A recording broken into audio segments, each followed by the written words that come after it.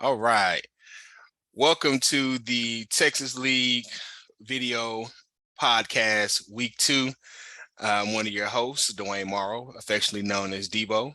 I have my co-hosts, Robert Deuce Caldwell and Jared, the Commissioner Cowan. And this week we are joined by a special guest, Akeem Hardwick, who is going to give us his special insight and give us some feedback on our picks against his team last week.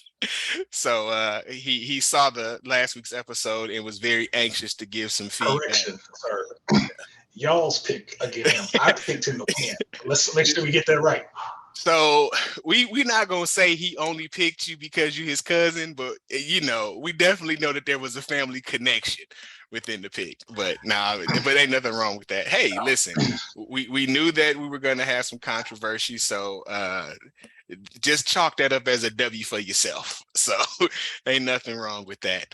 But so before we get into the fantasy week, let's take a look at some of the NFL games from this week. And since our co-host is a fan of the football team from Washington, we'll let him talk about what he liked about his team's victory over the Jaguars on Sunday. Thank you, Dwayne, and it's a pleasure to be here with you fine gentlemen on this wonderful night here. And I want to start with something that I think each and every one of you, I'm not sure if Jerry did, but I know specifically, Dwayne, you and Deuce, I'm here to defend. And Joe Button doubled down on the excellence that is Carson James Wentz.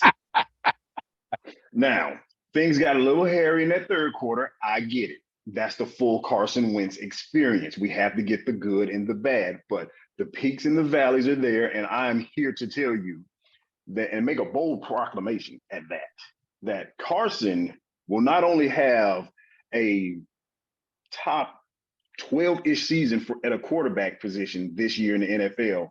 Carson is going to start a playoff game. A playoff game. Is he playing on Madden? In the NFL or in a different sport?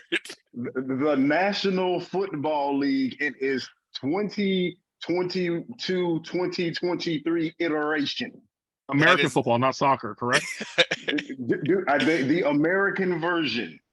That is a bold prediction. That is a bold prediction. Football. But you know what's funny? I actually came from the land where Carson Wentz's name is still etched in diamonds and gold in the sunshine. I went to see my nephew play in Fargo this weekend. And at one point we were talking fantasy football and I said something about Carson Wentz sucking against the Jaguars last year, a little bit too loud. And one of the guys was like, hey, don't say that around here.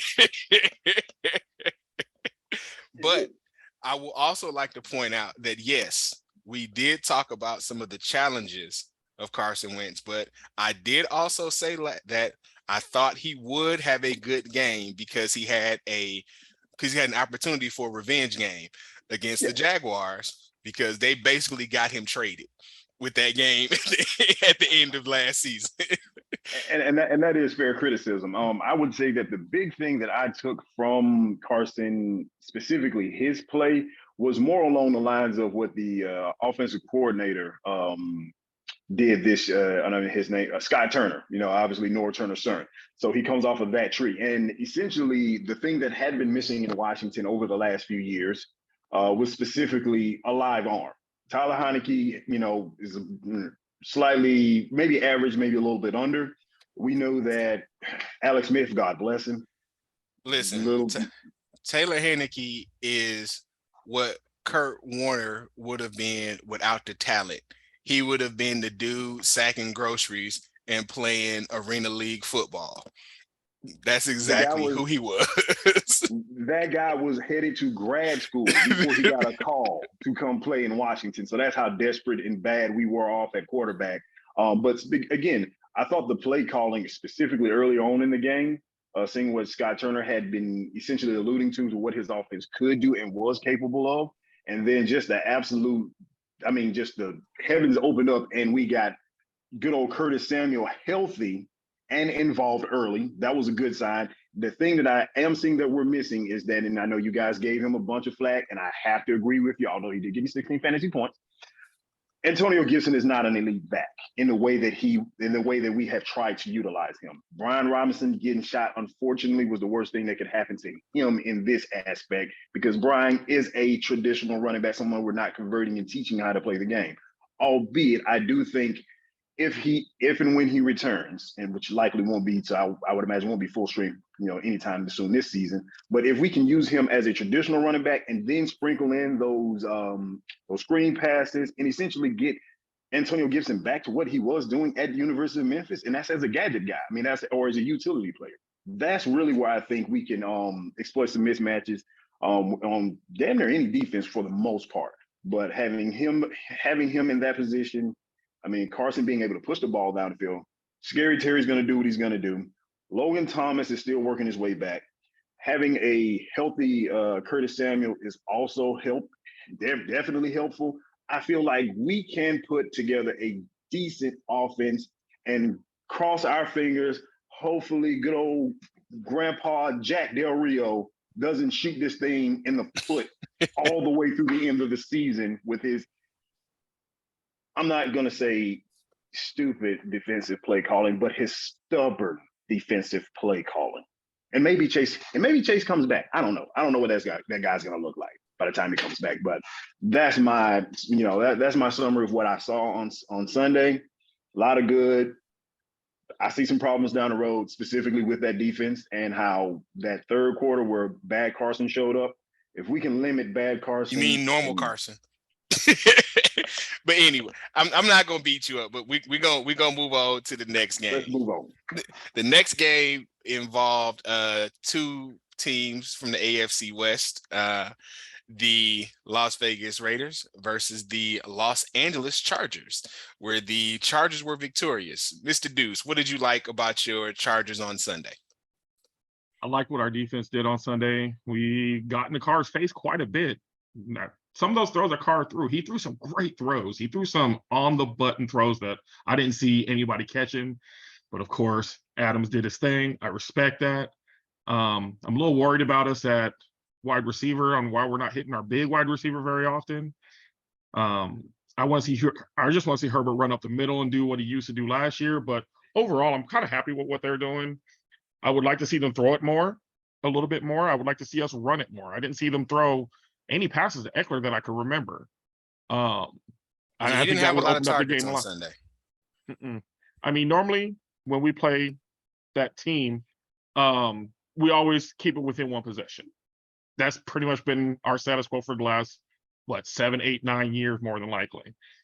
But I'd like to see an old-fashioned blowout, personally, against that team. No other team. Every other team I'm cool playing, but that team, that's personal. Indeed, I do. No, go ahead. And I'll speak for the other side of that particular game. The interception before halftime was the difference maker. You have to protect the football. High targets to Adams, high catches to Adams on the first game with those two in the NFL together. It was expected, but there were 2 or 3 throws where Waller was open. There was one play where, Renfro was just wide open in the middle of the field, but you can see where Carr just had his eyes. Yeah, he just had his eyes on Devontae, and I think that's just the misadvantage of having a shiny new toy. So we get Arizona at home this week, and I see us settling down. I don't necessarily think that we need to change the game plan. We just need to be better about protecting the football. But I saw a lot of positives on both sides of the ball.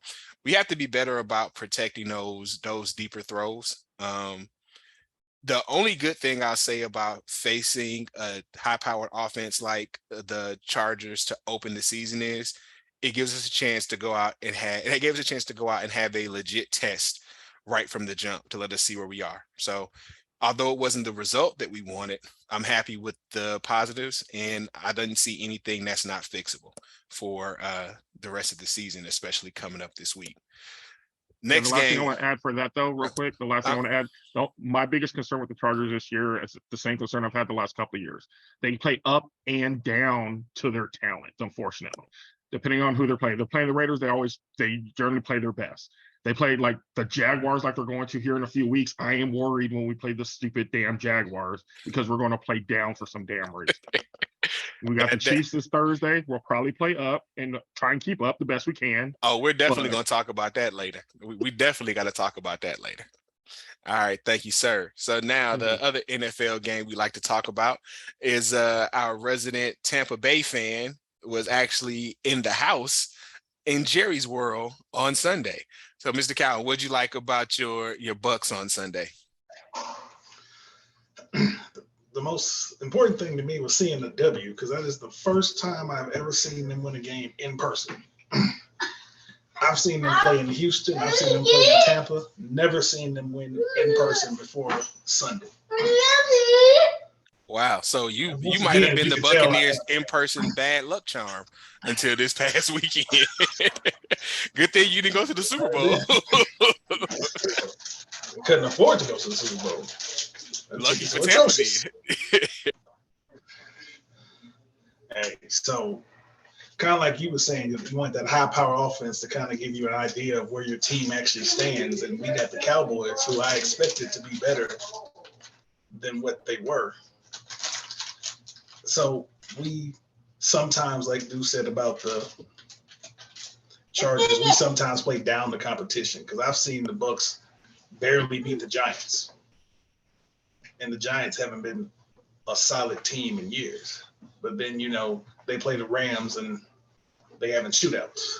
So even though the Cowboys didn't play well, I was glad to see that they handled business and got a decisive win. But our offense did not look as good as I thought it should have been. Because as a Tom Brady fantasy owner, I agree. But we're going to get to that too. I got suck up in one of my leagues, so I was appreciating them multiple field goals he was kicking, but I wanted to see some touchdowns. But, a W is a W. And so we just going to take it week by week. Indeed.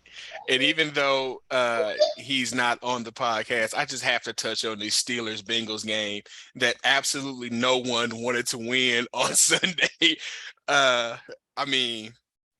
To create all those turnovers and then let the Bengals get back in it to force overtime, and then to block the extra point to go to overtime, to missed kicks in overtime. Like, I honestly thought it was going to be two games were going to end in a tie on Sunday.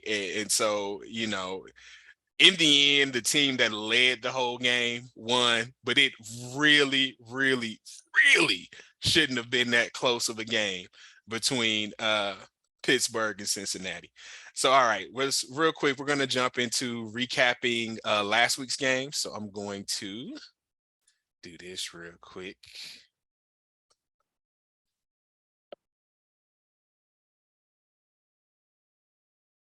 All right. So the first game we want to recap last week, we had two boobs, 1 goal versus armed robbery.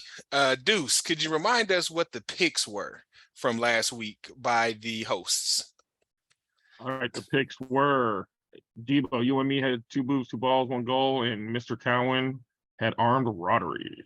Well, we see how that worked out for that particular pick. 2 boobs, 2 balls. Really from the jump, Josh Allen's, 41 points on Thursday night pretty much set the tone for that. Even with the lack of production by Dawson Knox, I think he only had 3 targets on Thursday night. There was a steep climb uphill for armed robbery pretty much the rest of that game. So that was a good performance.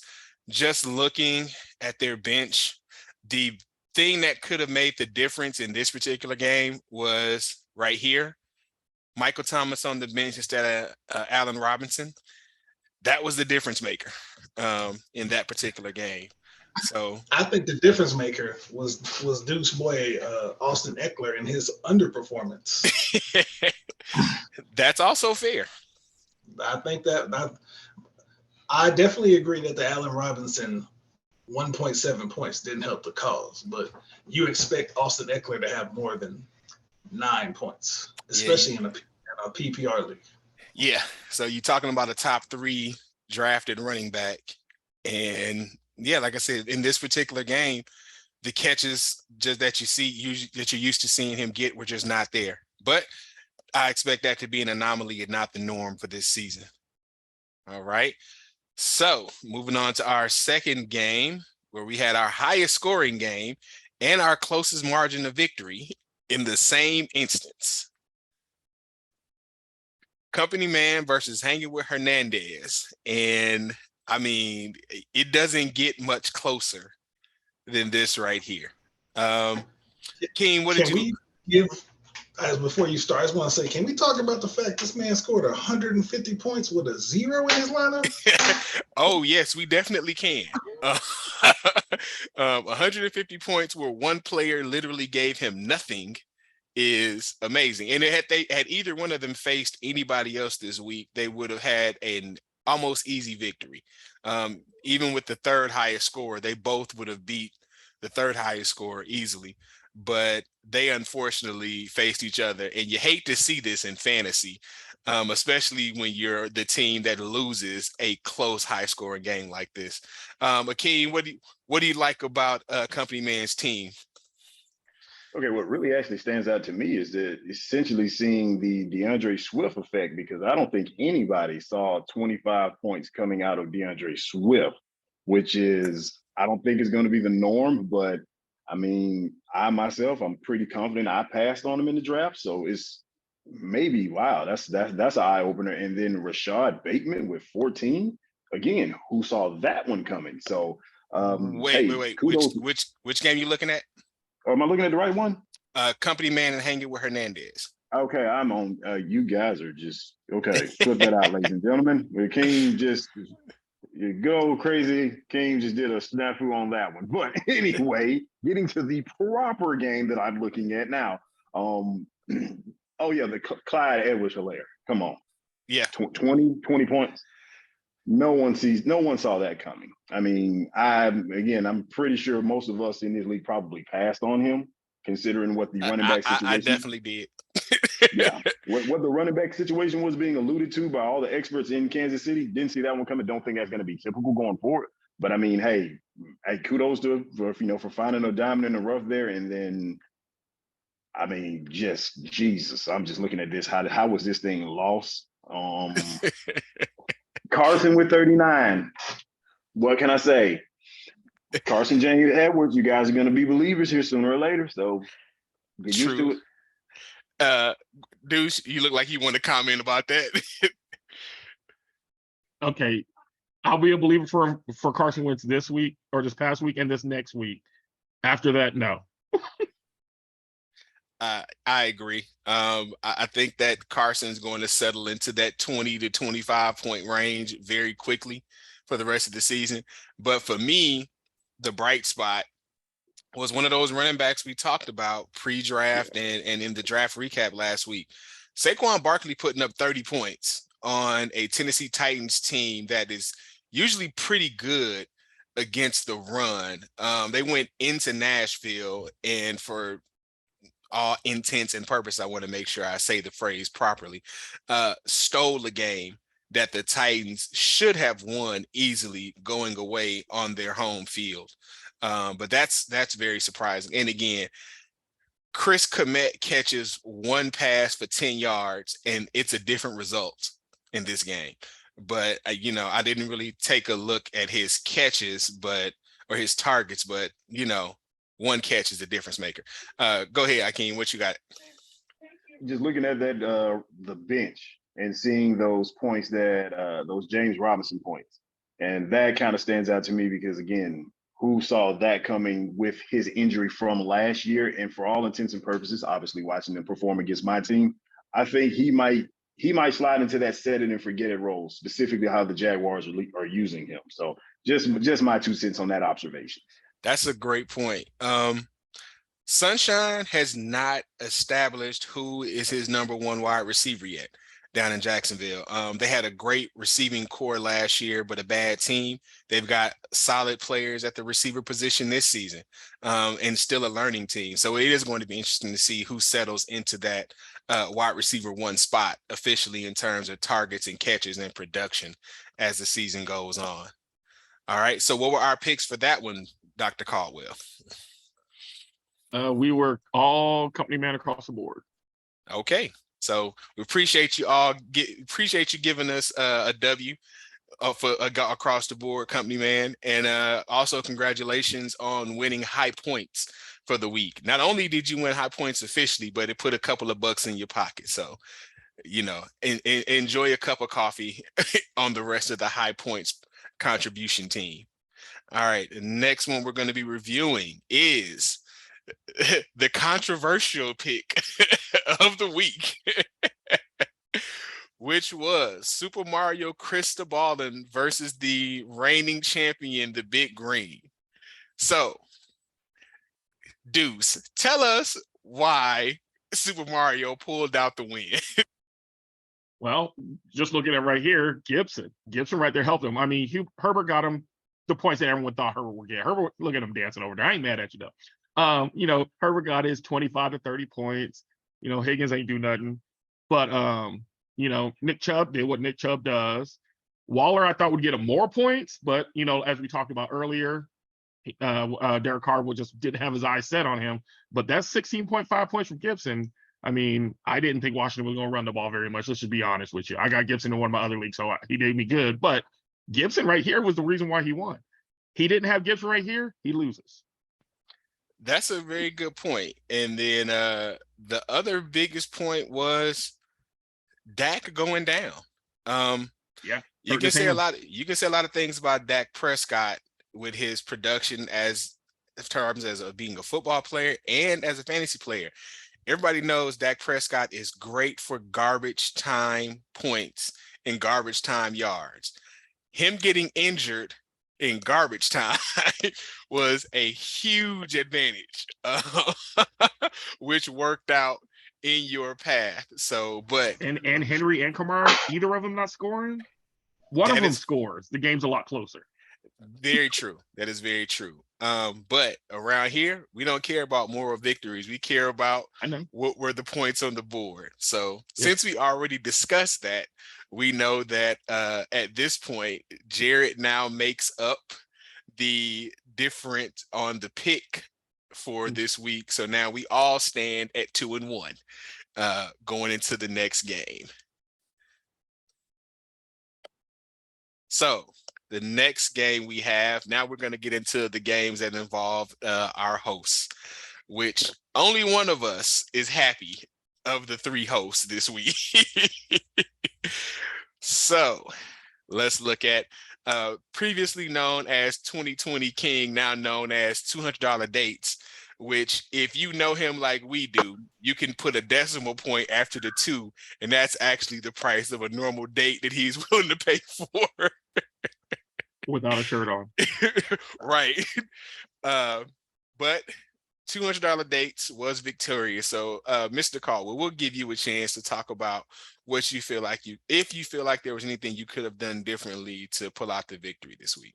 Yeah, I could have put in the Chargers defense instead of Cincinnati. I thought Cincinnati would actually do something against Pittsburgh since they had, what's his name? I can't even think. Oh, Mitch the bitch, excuse me. Since, I figured that they did something, but they did. So I could have had him in. I mean, Peterson did me well. I already said they didn't throw to Mike Williams very much, and they didn't hit Renfrow like they should have. I mean, the difference maker for me was clearly not using the Chargers defense, excuse me. That right there would have put me over $2 Date. That's very true. Very true. Akeem, what do you think about this man being able to pull out the victory despite the lackluster day from A-Rod? I mean, that's a miracle, almost similar to what my team, unfortunately, or fortunately, should I say, benefited with Dak. I mean, that's just not typical of A-Rod because, I mean, that's a for lack of a better phrase, that's a piss poor game from A-Rod. I mean, if he's just slightly less than average, I mean, he walks away with that when he runs and hides away. with this matchup. But I mean, the other thing that's kind of shocking, but not so much because of his alma mater, the Kyle Pitts, 2 points. I mean, I think he would be the focal point of that Atlanta attack. So, I mean, that's actually very, very, very surprising to me. And I mean, Deuce, I mean, damn, dude. I mean, I'm looking at it, and I think you made I wholeheartedly look at your roster and like, hey, you put the right people there. I would have done the exact same thing. This is just fantasy luck the way I look at it. I doubt that would be, because you got a decent team. I don't think that'll happen again. I agree. I think, as we spoke on the team last week, the focal point of this team are the wide receiver. The combo of Chase and Diggs just showed an example this week of what they both can do for this team the whole season. I mean, they basically almost put up half his points, the two of them. So once they started going off, it kind of made it hard. Like Deuce's team was playing from behind based on Diggs just going off on Thursday night. Like that performance in that game, so that's a reminder for us now. If your team is playing Jalen Ramsey this week, your wide receiver better eat, because I think that the bloom is off the rose when it comes to Jalen Ramsey and being able to shut down wide receiver number one and cutting off the half of the field. Basically, they're looking at him like food these days, and until he does something better or improves, I don't see him stopping. So obviously, I believe, if I'm not mistaken, that we all got that one wrong. So yes, we did. We all picked me, and we all was wrong.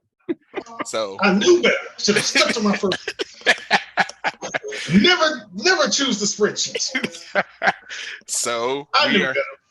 So we were all, so that means, again, all tied going into the last pick from week 1, which was Devastator versus Highway to Evans.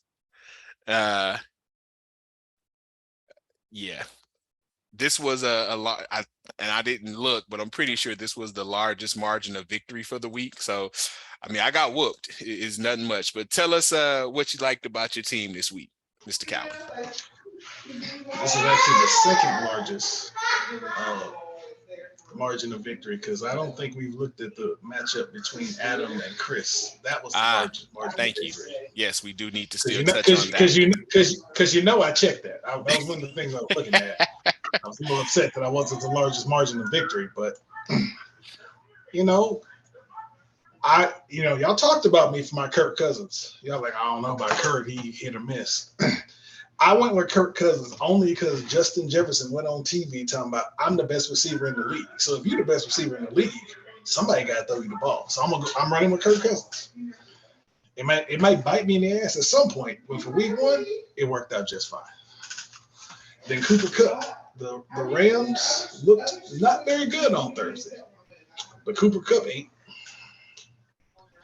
Leonard Fournette in a game where our offensive line didn't look real great, so they were trying to get the ball out of Brady's hand quickly. Just keep feeding Fournette.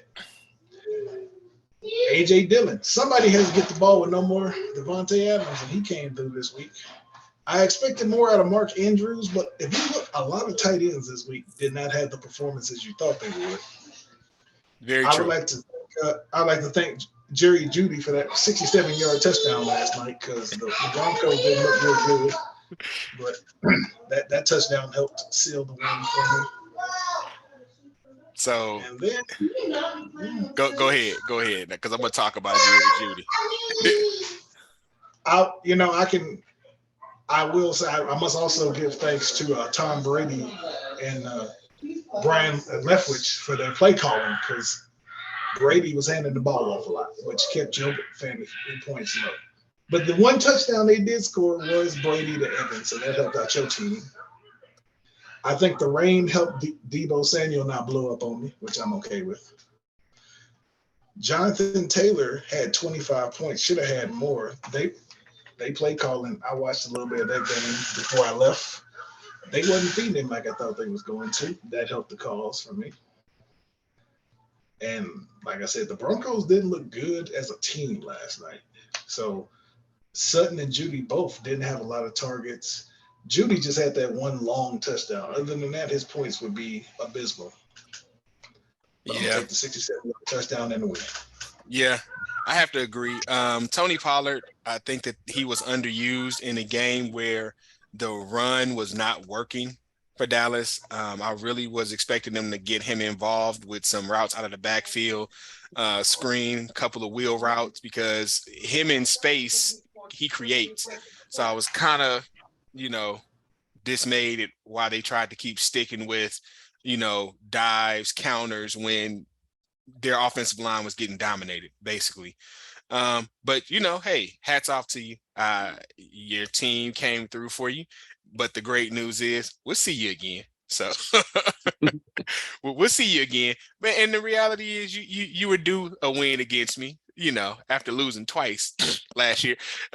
Everybody else beat Debo's team this week. Why not Jared? I mean, I get that. Oh, here we go.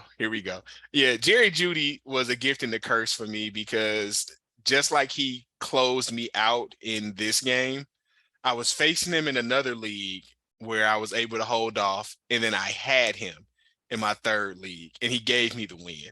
So I can't be too mad about that, and I had a long conversation with Jared right before kickoff saying, man, do I gamble and take Jeudy out of my other league? So glad I didn't, because I would have lost. Or do I just take the L in this league and try to win it all? But we'll go to our last game from week 1, which featured our largest margin of victory, which was Kirkwood versus Muff Divers. This was the ass whooping we thought it was going to be when we looked at this game last week. I didn't see 35 from Jefferson and 25 from Swift. Definitely was a surprise, but I mean, I really thought that the projections of this being a close game, none of us agreed with that when we looked at it. When we looked at this last week, none of us thought that it would be a close game. For me, the biggest surprise though was under 4 points from CeeDee Lamb. The Cowboys traded away Amari Cooper because they felt like CeeDee Lamb could be the wide receiver 1 that they need. The talent is there, but the production on Sunday night was just not there. Couple of drop passes. He had opportunities, but he wasn't getting separation on his routes. You just didn't see it on film. Like he was getting bullied on the field. And there were some situations where when they needed a play, he wasn't able to make one. So, even if you look at the bench, it's not like there was a lot that Kirkwood could have done. There was no one he could have swapped out and thrown in to make this a game. Like you could have had 0 from Lamar Jackson and he still would have lost by 10. So this game was just dominating. I don't expect to see, that kind of loss from Kirkwood for the rest of the season, but I know this one had to hurt a little bit for him. As we talked about, the overloading of Steelers players came into play. Talk to me about that a little bit, Akeem. Yeah, I was just about to point that out. And I did this before. I did this last year, as a matter of fact, with I want to say Gibson. I think I had Logan Thomas and Scary Terry all on the same team. I get it. You're loyal to your team, but you just can't do it. You're really handicapping yourself doing this. No way all 3 offensive players eat. And I mean, it's just I don't see the logic in it. I could see. Maybe Freiermuth is a good quality tight end. I like him. Chase Claypool can go off at any given time, but it's just the overloading of that. That's just especially with Mitch at quarterback And if Mitch doesn't succeed, you're going to a rookie. It's just not logical. I mean, I wish him all the best going forward, but he got to shake this thing up. And is Christian McCaffrey headed toward being the new Jason Sehorn? And by that, I mean the last white hope at a position dominated by Black people. It is so funny you said that, because I swear I brought that up when we were talking about draft night. I brought up if and when there will be another great skill player at the DB position, not safety, but DB, because it's been a while since we've seen one in the NFL, and that is exactly who I talked about. Do we not count Harrison Smith? No, I don't. Just throwing it out there. I don't. Yeah. All right, let's jump right into week 2 here. All right. So our first week 2 matchup, we have $200 dates versus Muff Divers. Both of them coming off of a win last week. Caldwell, talk about the shirtless ones team for us. What do you like for $200 dates this week? All right. Well, I do like the matchup with Aaron Rodgers against Chicago. He usually has great games against Chicago, so that should be pretty good. Chase against Dallas, the secondary, I like that as well. Diggs against Tennessee secondary, I like that as well. Mitchell's hurt, so clearly he needs somebody from his bench. Blankenship got fired, so he's gonna need a kicker to pick up. I don't know if y'all saw that earlier today. Oh no! I wrote that down. Yes, he's gonna need a kicker. And Melvin Gordon likes to fumble at the 1 yard line and give up points so that I lose an NFL league. But I'm just saying. But and I don't know what the hell Atlanta did last time. They have a perfectly good tight end. Now I'm glad they gave the ball to Peterson the whole time. That got me a lot of points. I didn't win. I mean Patterson, but I got you. Patterson, I'm sorry. But you still think about Adrian Peterson getting knocked out? I am. But Pitts easily should have had 10 points, but, so I see that being a turnaround game or turnaround player against the Rams. I see the shirtless wonder doing pretty well as long as he, makes a couple of corrections to these goose eggs that he has on his lineup. I agree. Jared, what do you think about Adam's team this week? Like I said last week, he got the set it and forget it roster. But the question is, are they going to produce this week like they did last week? Lamar is playing Miami. If my memory serves me correctly, last time he played Miami, they lined up in cover 0 and said, beat us, and he couldn't beat them. So that could be a problem. Justin Jefferson is still trying to prove he's the number 1 wide receiver in the league. So he's going to try to get fed. I'm looking at his roster with Keenan Allen playing on Thursday. I don't think he's playing with that hamstring on a short week. So he's looking at Robert Woods or Burks, the rookie in Tennessee. So basically he's looking at Ryan Tannehill getting the ball to somebody. Well, now he can move Bateman up, and then he can put one of the running backs in his flex. That's true. So you have a very valid point. I see him doing that first before he goes. I can see him doing that before he depends on Ryan Tannehill feeding your wide receiver to depend on to get some points. Now he does have Ryan Tannehill on his bench, so if he wants to get another stack-like situation, the opportunity is there. But I'm not taking Lamar out if I don't have to. Swift, like I said, he put up points. I don't see him putting up 25 again, but I see even last year he was real good for catching balls out the backfield, and they gonna probably feed him again. Fair enough. Pete Carroll gonna run the ball, so we know Penny gonna get his touches. Right. Schultz is gonna get fed because you got Cooper Rush back there, and as our tight end aficionado is probably gonna agree with me this song. When you got a new quarterback, a rookie quarterback, an experienced quarterback, they're going to throw short passes when they go to your tight end. 100% correct. It's a safety blanket. It's a safety blanket. A pass-catching tight end is a bad quarterback's best friend. Actually, Dalton Schultz was the leading receiver for the Cowboys this past week, if I'm not mistaken. In terms of receptions, I know he had the most receptions. I don't know exactly. Yeah. I didn't check yards, but yeah, he definitely had the most catches. So I agree.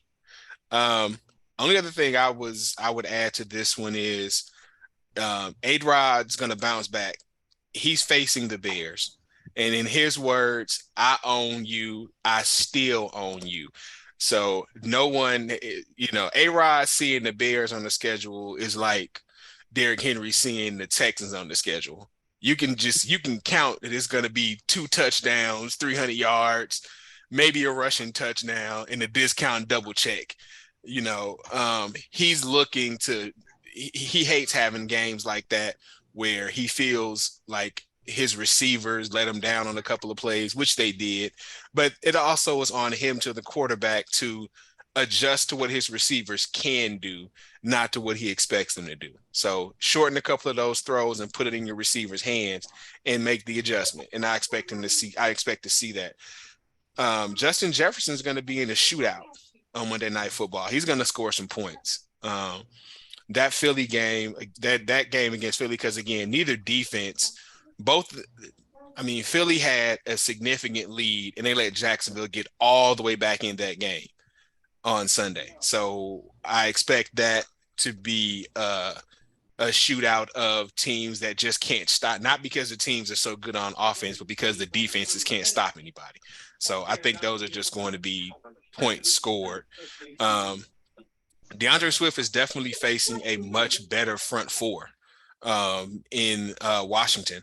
So I do not expect him to score the same amount of points from last week, but I do think he will definitely still produce. So with that being said, gentlemen, picks this week. And Akeem, you can make sure you tell us who you picking too. Yeah, actually, I have something in my spreadsheet for our guests, so we can see what the guests did the prior week. So we got him. Fair enough. We'll let you pick first, Akeem. Who you got this week in this particular matchup? Okay, I'm gonna go against the grain a little bit, despite the fact that I do like a lot of what Adam has on his team. I'm going to actually lean towards $200 days for one reason that you suggested earlier, Dwayne. A-Rod bounces back. The strength of this team is wide receivers. Those guys, Chase is going to eat in Dallas. Diggs is going to eat in Tennessee. And I'm actually really high on Jalen Waddle for some odd reason. I think he can pull this one out. I'm going to go $200 dates. Lock me in on that one. Sounds good. Mr. Cowan. I was leaning towards Adam's team. Then you brought up the fact that Aaron Rodgers is playing the Bears. And even then, not to mention last year, Aaron Rodgers came out in week 1 and looked like BFI certified trash against the Saints. Then week 2, he got back on track. So I'm gonna follow the trend. I'm gonna have to go with $200 dates because Aaron Rodgers and the Bears. There's certain things you just don't bet against, and that's one of them. Plus, like they said, these wide receivers are gonna eat. Agreed. Mr. Caldwell. I got $200 Bears, $200 dates as well. Well, we're gonna make it a sweep on the first pick. So I agree. I think Aaron Rodgers producing is going to be the difference in this game. I know Lamar Jackson and Justin Jefferson are both high-powered weapons, but no Keenan Allen this week. That's a big blow. And I just think that Chase and Diggs, I think the trio of Chase, Diggs, and Rodgers are just going to be enough to have that game pulled out for them this week. All right. So our second game this week that we're going to review, Armed Rodgery versus the Big Green.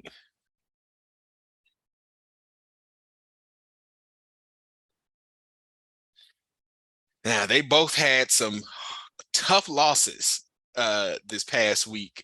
Akeem, take a look at Armed Rodgery. What do you think about their team this week? All right, just taking a quick look at it. I do like a lot of what I'm seeing here based on these matchups. I think, again, Joe Burrow versus Dallas. We already talked about how Dallas is down to a backup quarterback, all despite the fact that 11 from heaven is, Skip Bayless would say, is on the other end. The biggest, that's a big advantage having Joe Burrow, especially if they turn that thing into a track meet. I think that's definitely a good opportunity for them there. Travis Kelce's going to eat. I'm looking through that roster and I'm going towards the bench. Not a lot really on the bench. Depending on whether T. Higgins play, probably can get that stack with Tyler Boyd because I know T. Higgins does have a concussion issue. I may have to take him out of my lineup. And then of course Green Bay defense against Chicago. This thing does look pretty good for a good old Arm Rodgers, I must say. So that's my 2 cents on that one. Mr. Caldwell, break down Big Green for us. All right. When it comes to Big Green, I'm not loving their team. I'm not going to lie. I'm not loving him too much. I'm not sold on Fields yet. It's still early in his career. I'm not sold on him. He ain't in college no more. I kind of like what he did last week, but again, no.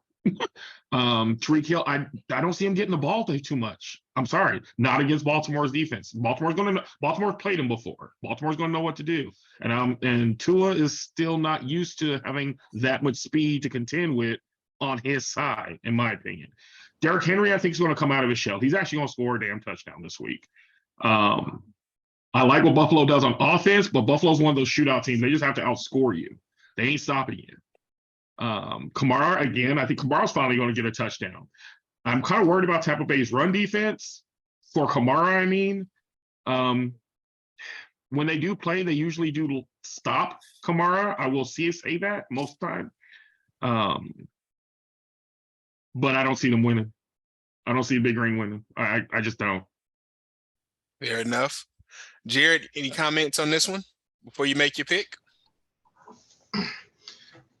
Senior Spreadsheet made a comment about Tyreek Hill going up against Baltimore. If I'm not mistaken, didn't they just lose one of their cornerbacks? Didn't that make this matchup a little better for Mr. Hill? Did they? You know what? Maybe. They did. I believe. I thought wasn't it Kyle Fuller tore his ACL? Or am I making? I didn't know what the injury was, but I know he went down.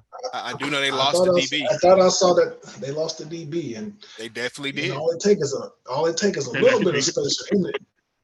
But at the same time, you don't even take a little bit of space. It takes the thought of a bit of space for Tyreek Hill to get over it. But can Tua do it? The question is, catch. Can Tua get in the ball? You know what though? I think that this is one of those situations. It's not about whether Tua can get him the ball. Tua actually needs to overthrow him. Like, think about some of the speedy receivers that we've had in the NFL where you basically couldn't overthrow them. Like, you can underthrow him easily. But I think that if Tua gets it out of his brain to not try to place the ball, just put it in the area code of where you think Tyreek Hill can get to with his speed, and he'll get there.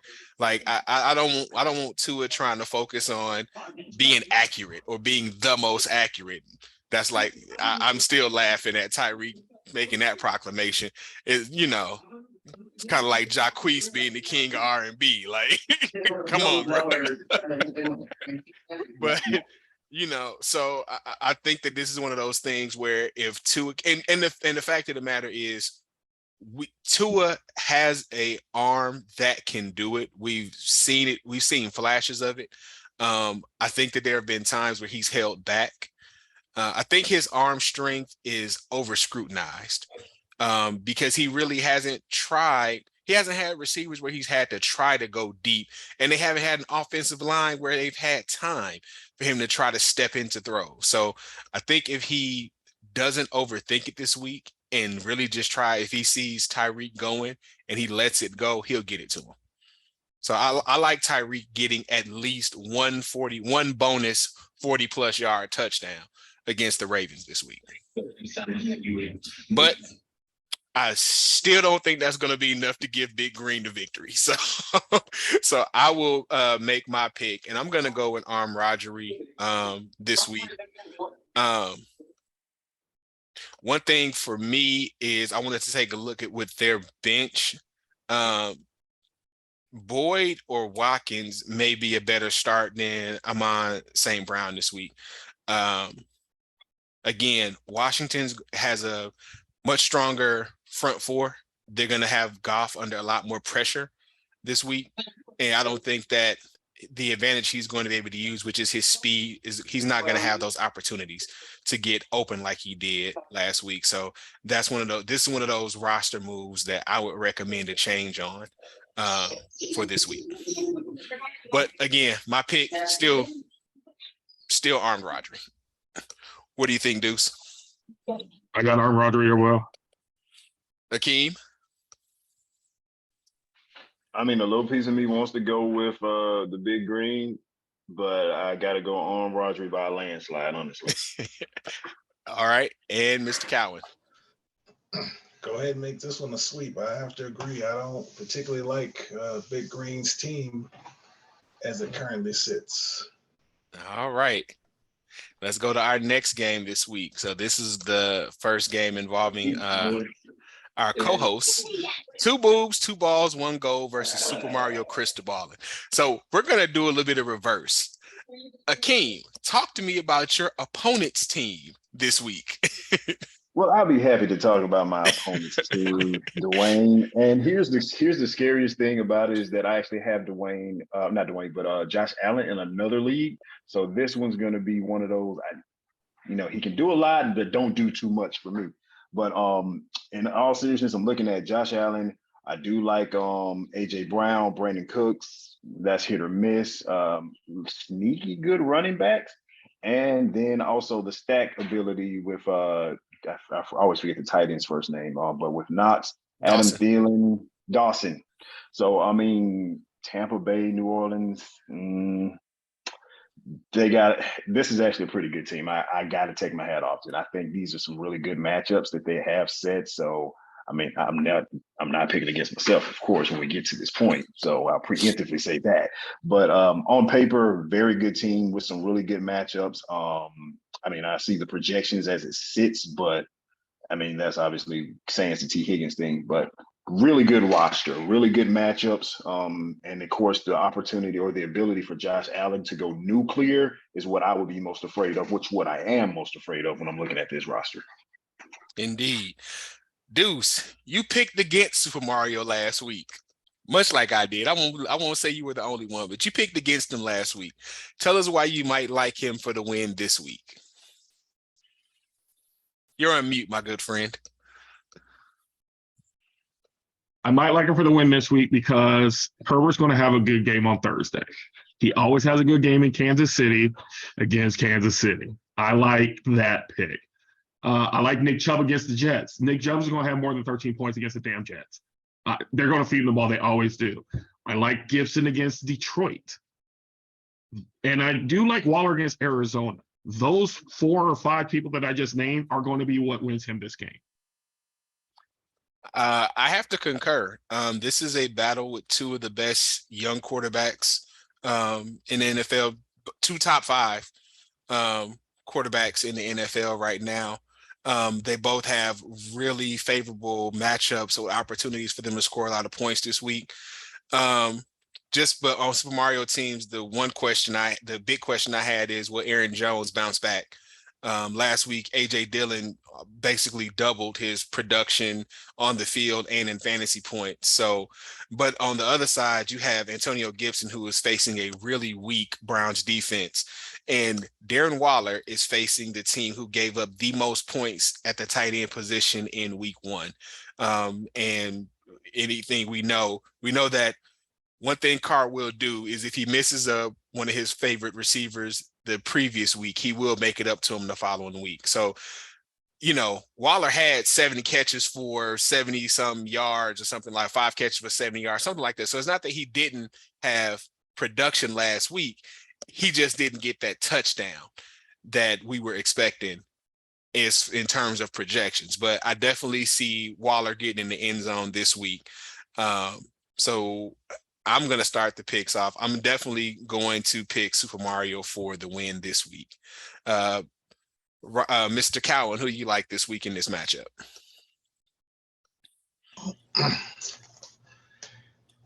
This, like you said, you got 2 good quarterbacks going off. My question mark is T. Higgins.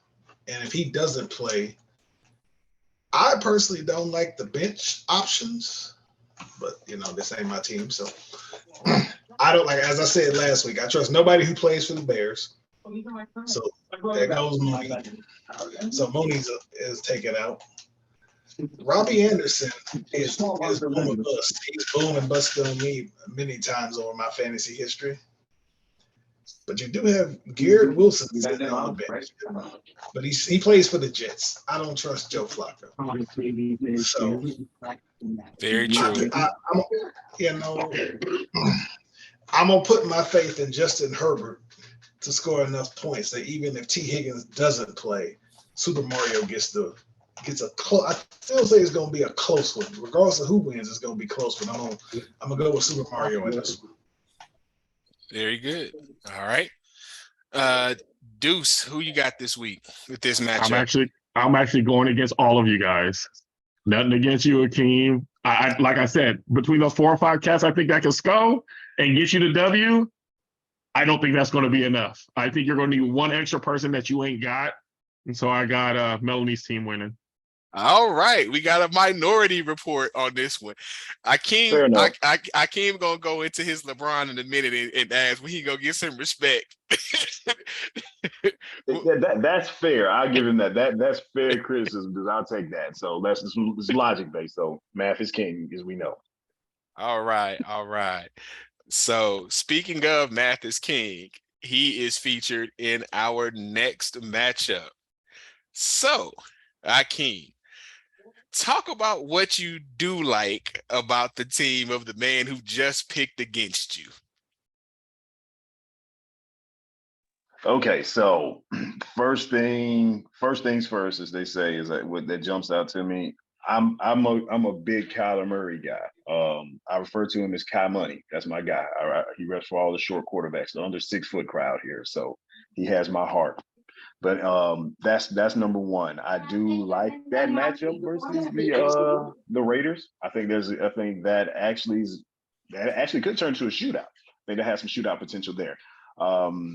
Then going down the bench or down the roster, I definitely like Cincinnati's defense versus Dallas offense, considering that now they are down to Ben DiNucci, They're down to their tax accountant as their quarterback this week. Yeah, the guy that drives Jerry to the stadium, essentially. So I do like that matchup specifically. So I think there's a lot of points. I'm curious if we're going to see a return of George Kittle.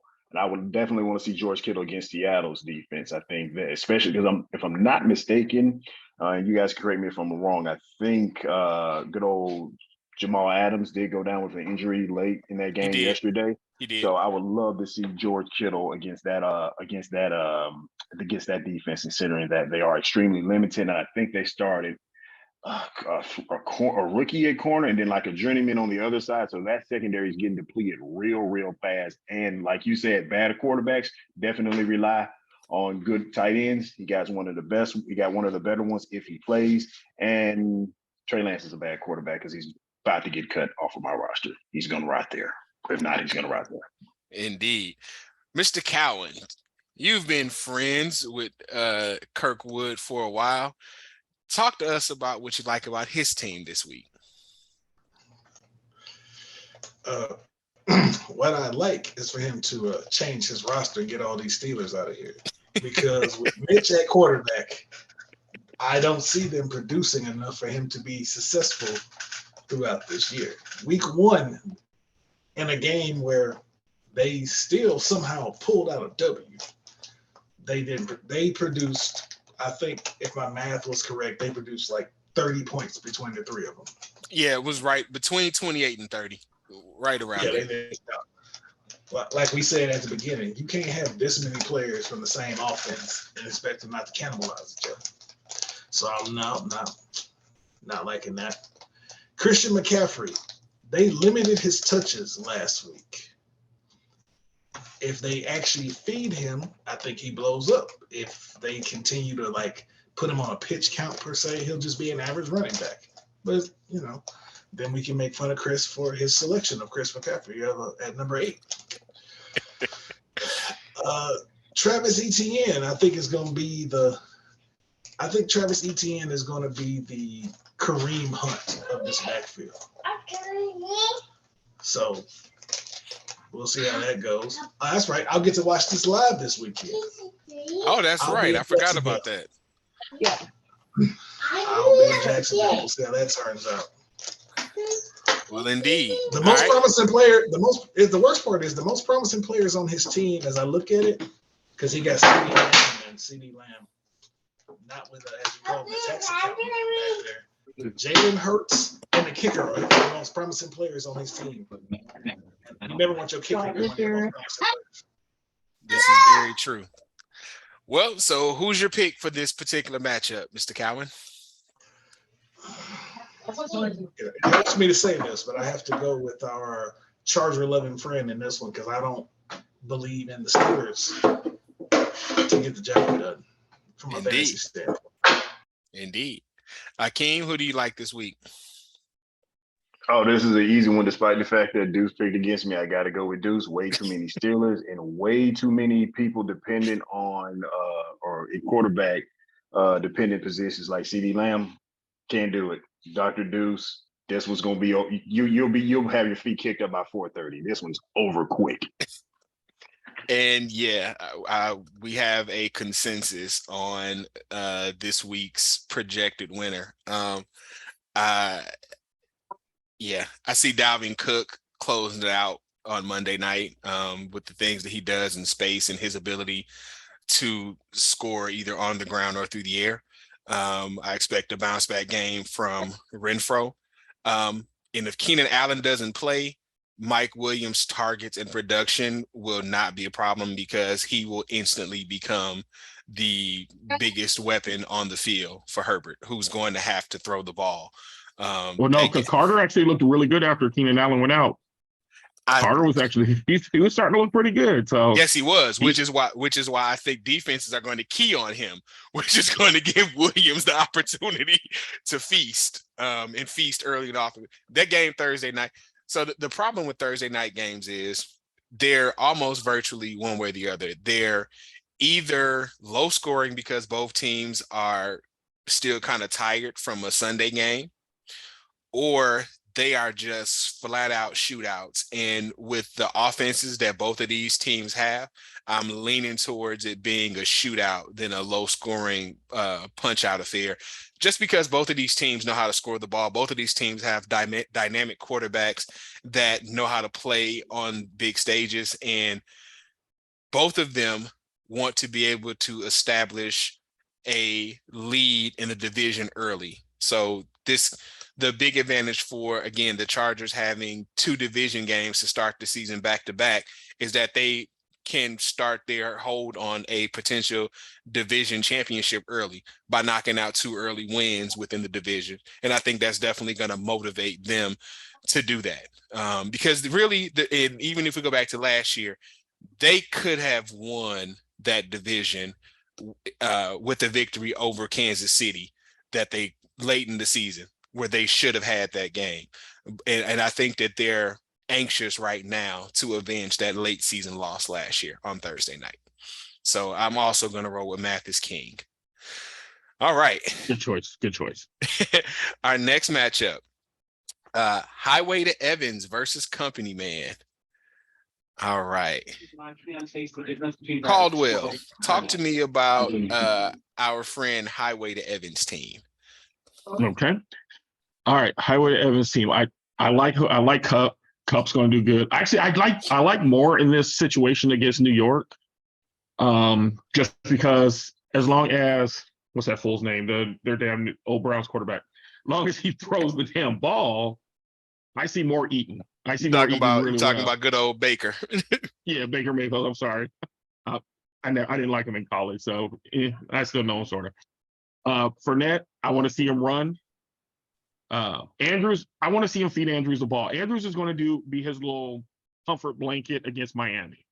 And so even if they put him in like a cover 0, he has his little blanket that he can throw to, because we all know that according to somebody in this group, tight ends are king. So I get that. Judy against Houston, actually, I see him actually doing fairly well. I just see Russell Wilson actually getting it to him often against Houston secondary. And so I actually like this matchup. I think it's going to be closer than 4 points. I think this is going to be one of those 0.02 point game difference decision. That's what I think in this game. I agree with you about Jerry Jeudy and Houston. If Matt Ryan did that to the Texans on Sunday, what is Russell Wilson going to be able to do to him this week? I think this past Sunday, you saw in the second half when he settled down and started working both sides of the field and started working both receivers. I think he knows what he has after that first game. I also think the emotions might have gotten to Russell a little bit in that game early on. He looked unsettled. He looked a lot unlike himself. Some of that was also on the coach making some very. I'm not gonna get on my soapbox about NFL coaches right now and their lack of ability to just take the dang points when they're in front of you. But I think that they ended up putting themselves behind the eight ball and put themselves in a position where they were forced to take risks when they really didn't have to late in the game. If had they made some better decisions early in the game, it wouldn't have put them in that position. So I really see Jeudy having another big week against the Texans. All right. Akeem, talk to me about Company Man. All right, so Company Man has another set it and forget it quarterback. So that matchup on Thursday night with the Chargers, I do think kind of what you're alluding to earlier, that could potentially turn into a high-scoring shootout, which I tend to think it is, specifically because of the Patrick Mahomes effect. I like actually Michael Pittman Jr. as a number one. I think he is in that mold of my guy, Scary Terry McLaurin. Very underrated, very good receiver. I'm not. I think the Saquon Barkley thing, just a flash in the pan. I don't see that production returning again because I don't believe in the Giants at all. And as Jared would say, there's no bear worth trusting as of right now. Clyde Edwards-Helaire, again, he'll be part of that shootout, so he should definitely get his points. And then I do love that Denver. I do like that actual Denver defense versus Houston, because I couldn't tell you a single offensive player that plays for Houston as it sits. Looking at his bench, curious with what he would do with DK on his bench versus one of his other wide receivers, specifically having Amari Cooper. I would probably swap that one out, considering what I saw last night. But overall, I think he has a fairly decent team with some decent matchups. So I see why the computer has this one so close. I agree. I think that a lot of us, when it comes to skill positions and teams with new quarterbacks, are hesitant to see what the quarterbacks look like and what they can do.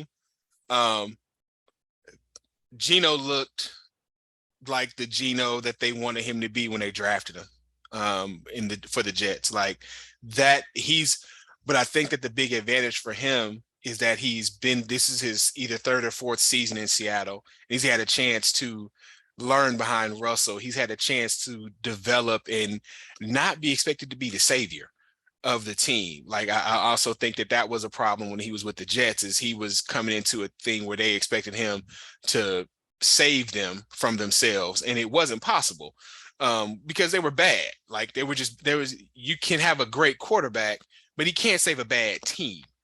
And here you have a situation where he's got good weapons and he's got a line that gave him Tommy.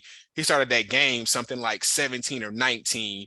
So now I think that we're going to be able to see them take a little bit more risk with maybe him pushing the ball downfield. So I definitely think that DK deserves consideration for one of those wide receiver slots this week. I would probably, and again, if this was my team, I'd take Montgomery out and throw DK in that flex spot. I think that flex spot's a lot more valuable with DK in it than with David Montgomery in there potentially. That being said, who you picking this week in this matchup, Akeem? Again, while I really do like Company Man's roster, and of course we know my familiar connection to Highway to Evans, it's a close one. I think this is going to be one of the closer matchups this week. So with that being said, as close as it is, tie goes to the family member, Highway to Evans. Fair enough. Who do you like this week in this matchup, Mr. Caldwell? I like Highway to Evans by 0.02. Excellent. Well, again, we have a sweep because I see Highway to Evans getting the upset. I don't see Company Man's team going out and putting up the number of points it put up last week, like a good team, but I don't see them knocking 150 consistently. And I think that Highway to Evans has a team that can sneak in and win a close game. All right. So we'll go to the last game of the week for our team, which is Devastator versus Hanging with Hernandez. Both teams looking for their first win this week. Oh, Mr. Cowan, why don't you take Devastator? What do we have here? We got Tom Brady and Mike Evans.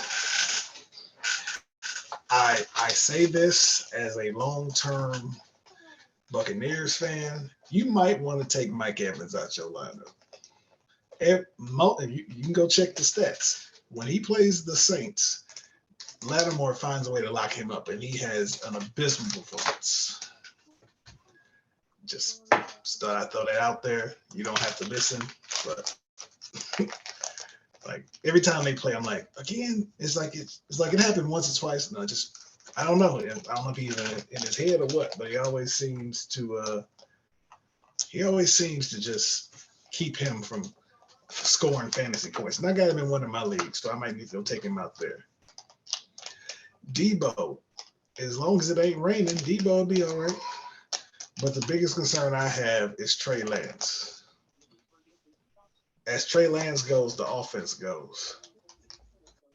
Taylor against Jacksonville, he gonna eat. I don't trust any running back that plays for the Rams. Not since Todd Gurley. Zach Ertz, as long as there's no Hopkins, he got additional targets coming his way. And I believe Rondell Moore is still banged up, which means more targets coming his way.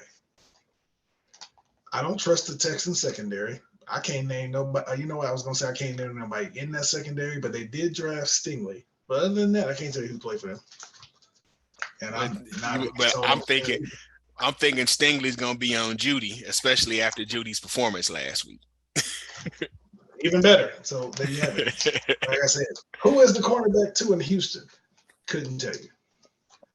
Indeed. You know, it's like I said, the only thing is that Evans, he's the crapshoot. If he gets loose, like he can always produce.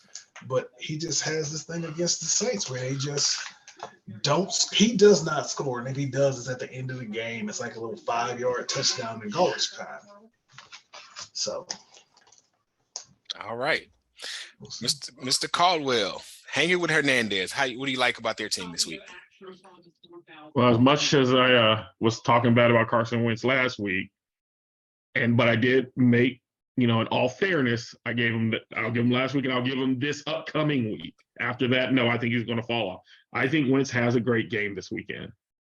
I think Washington in general has a great game this weekend. I'm almost willing to bet if you put in anyone on Washington's offense in your lineup, you're going to score some points against Detroit. I think that's going to happen. From their kicker to their quarterback, everybody's going to get some points. I think Washington's going to score quite a few points this weekend. So I like Wentz being his big money maker as far as points goes. Adams is going to be his second big money maker. Arizona won't stop anybody from catching the damn ball. We all know that. I'm not sold on Najee Harris because wasn't he hobbled after during that Steelers game that nobody wanted to win? And so I'm not sure. I know that, as the offense goes, as Pittsburgh goes, as Najee goes. So I would agree with you on that point. Okay. And then, so when I just do wide receiver one matchup, Evans to Adams wins this hands down because if you look at the last 2 years, to Cowan's point, Evans doesn't do so hot against New Orleans. Last year, he only had 69 yards against them. Year before that, he only had 52 yards against them. So I'm kind of with him. If that matchup stays like that, Adams is going to make Evans look silly. I think this is going to be a one-sided match in my opinion. It's going to be a one-sided match for those two players alone, just for Wentz and Adams. But two players can't win a whole thing. Well, I guess they can't. I remember when Tom Brady scored 50 points on me, and that 50 points beat me, and I was mad that one player, basically, I think Allen had him or somebody, had like 50 points, and then someone else had like 30, and those two people beat all 9 of mine. So. Well, I would sure like for Tom Brady to pull that off this week after last week's performance. All right. So, in all fairness, just my concerns facing hanging with Hernandez this week. Of course, Devontae Adams.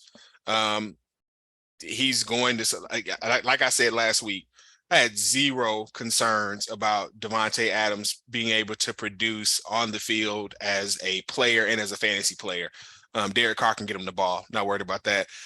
Gabe Davis and Marquise Brown both have potential for big play. I do not know how after last year in the playoffs, teams somehow still don't keep up with Gabe Davis. Is like, so you just gonna focus on Diggs and just let Gabe Davis do whatever the hell he wants to do right over here. And I see that there's a potential for that to happen.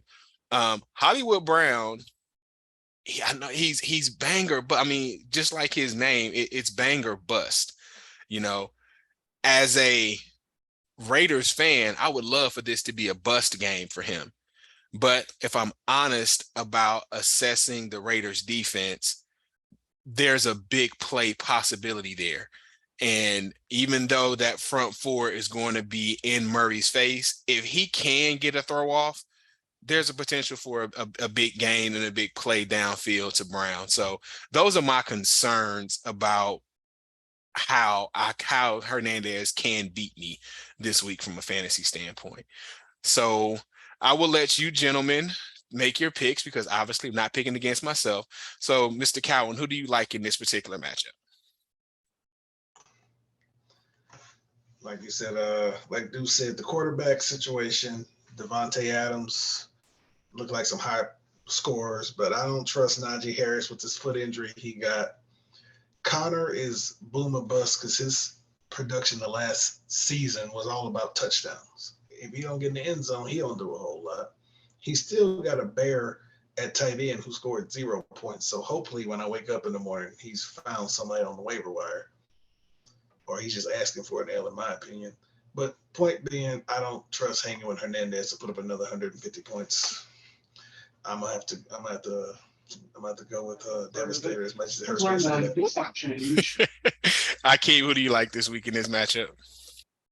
Yeah, this one's going to be simple math for me. As much as I love Carson James Edwards, this comes down to essentially 4 set it and forget it players versus 1. So this is going to be Devastator by a good old country mile.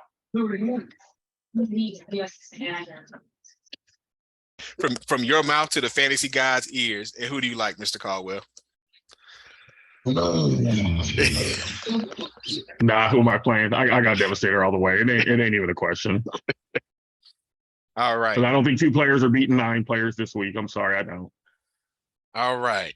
Well, that brings us to the end of this week's picks. We have a special request right before we wrap up. And I know we went long this week, but we do have one special request before we go. I have a friend who does fantasy, and she watched last week's show, and she sent us her matchup and her roster, and she'd like for us to take a look and see if there are any changes that we would suggest that she makes to her roster. So let's take a look real quick.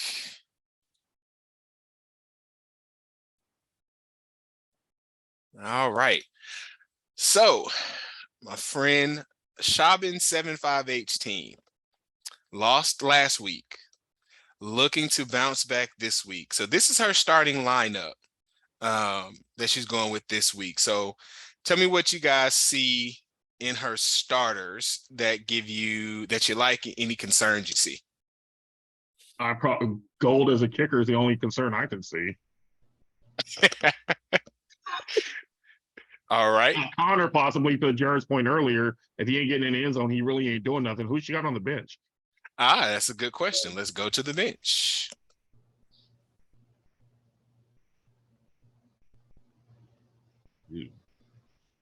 Right. So I'm looking at one player in particular that I was very surprised, even though he wasn't actually on the field last week for my team. I do have him, and that's Devonta Smith. Monday night versus Minnesota, I don't see him putting up a goose egg. I actually see him scoring. So again, possible player to throw in there this week. Let me look at her other receivers. I'm going to say Boyd, probably a good possibility. I mean, so her starting receivers are Adams and Thielen, and she has Judy in the flex. No, I wouldn't move any of them. Right. So again, for me, the only thing that I would consider, and this is just purely based off injury, would be if Kittle's good to go, you play him. But if he's not, you have a very decent backup in Freiermuth as a potential. So I wouldn't make any changes to the roster this week. Like, I don't think that Cooper is going to overtake anybody. And I definitely wouldn't put Boyd over either one of her receivers or her slot this week. So I think you got it this week, Nick. Yeah, just wait to see what happens with Kittle. And right. If that's it, if Kittle can go, your roster's good to go. So we think you're good, sis, and good luck to you on Sunday. Well, starting on Thursday for the rest of the week. All right, gentlemen. Well, this one ran a little bit long, but I feel like we had a really good discussion. So I appreciate y'all taking some time. We will meet back next week.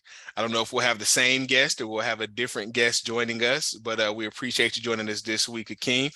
Best of luck to your Commanders this weekend. Best of luck to all, since none of us are playing each other this weekend with our NFL teams. I can say good luck to all of your teams this weekend. And I would really love 50 points from Tom Brady, 50 fantasy points from Tom Brady this weekend as a apology gift for last week's 13 points. All right. At least a touchdown for Fournette. I'm okay with that. Hey, works for both of us, brother. All right, gentlemen.